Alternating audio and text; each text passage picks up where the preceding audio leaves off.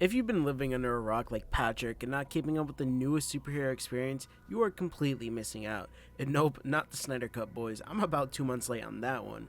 Of course, I'm talking about...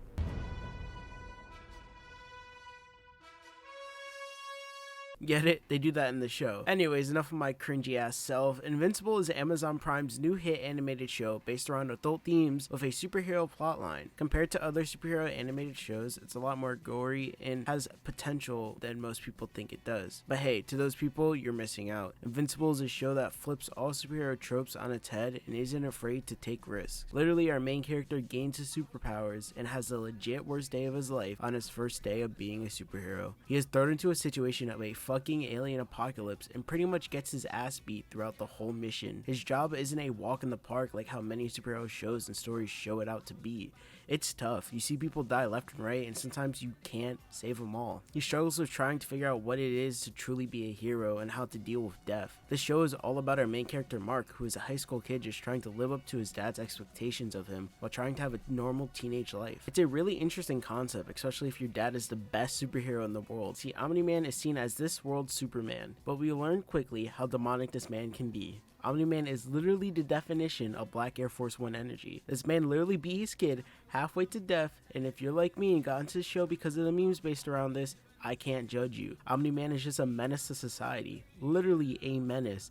The dude shoved his fucking son through a train to get him to realize how worthless humanity was to his own superior race. And he even called his wife a fucking pet. I mean, that's just disrespectful. You've been with her for like 18 plus years. Like, she gave birth to your son and everything. I don't know. This man's just a fucking menace. But this story isn't all about Omni-Man. It focuses on his son's Mark's journey. His journey's become better than his father. Like I said earlier, at heart, Mark is a hero that wants to save people, but struggles with balancing that desire to be a hero and having a personal life. It's a really interesting narrative that has been done so well many times. However, Invincible did it differently, and that's what makes the story so worthwhile.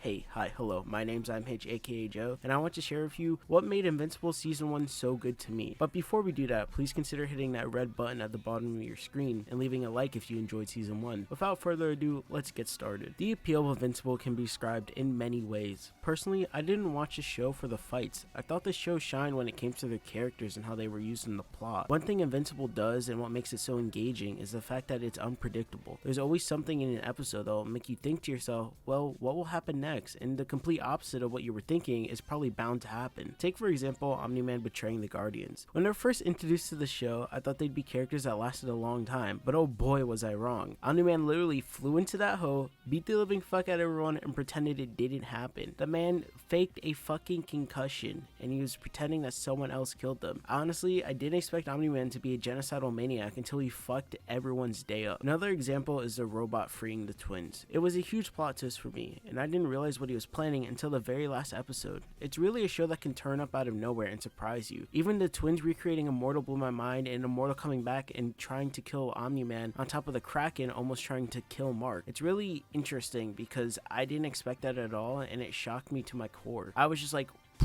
this guy from episode 1 is back at episode 8. I just generally didn't think any character from the Guardians would ever show up in the series again. Besides the never-ending plot twist, the overall swoop character design in the show was plain out fun. You could obviously point out characters from the show that took inspiration from different comics, like the Hellboy character for example.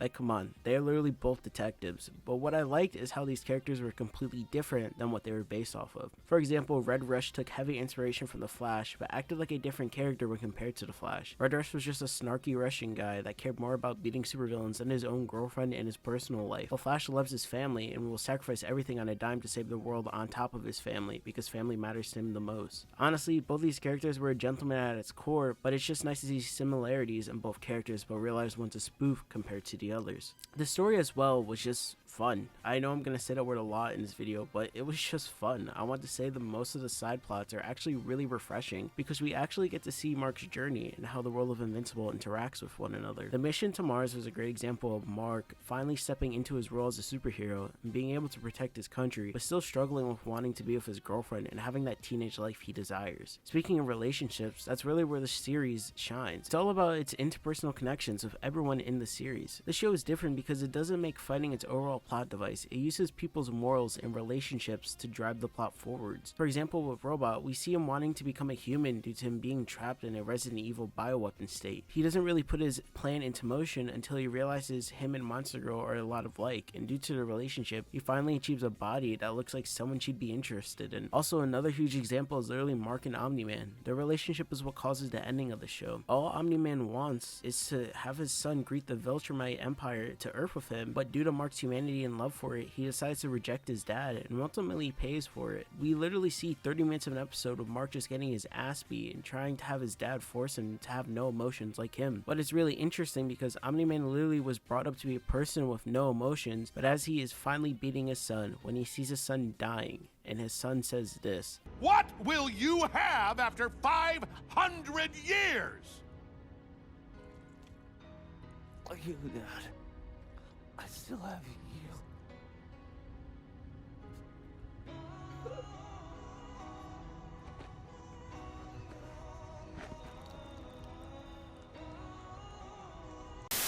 He realizes that maybe there is a bit of humanity inside of him, so he flies off. And I give props to J.K. Simmons, or as most people know him as J. Jonah Jameson, playing the role as Omni-Man so well. I think the show excelled so much because of its all-star cast of characters. We have Glenn from The Walking Dead, Gillian Jacobs from the Community, Seth Rogen, you the guy. Oh, and did I forget Luke fucking Skywalker?